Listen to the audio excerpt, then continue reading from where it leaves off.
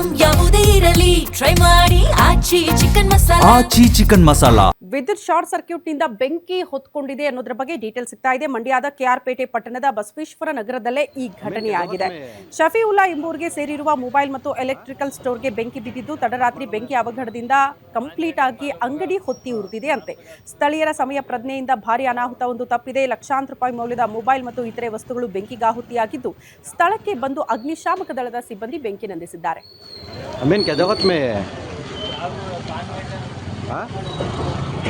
अब मालूम है तुमने 5 घंटे में मालूम होगा. हाँ 4:50 में सप्लाई होगा. हाँ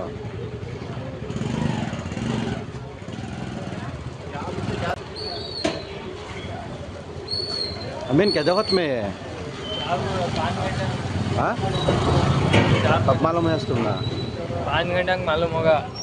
ನಿಮ್ಮೂರಿನಿಂದ ವಿಶ್ವ ಮಟ್ಟದವರೆಗೆ ರಾಜಕೀಯ, ಸಿನಿಮಾ, ಸ್ಪೋರ್ಟ್ಸ್ ಯಾವ ಸುದ್ದಿಯೂ ಮಿಸ್ ಆಗಲ್ಲ.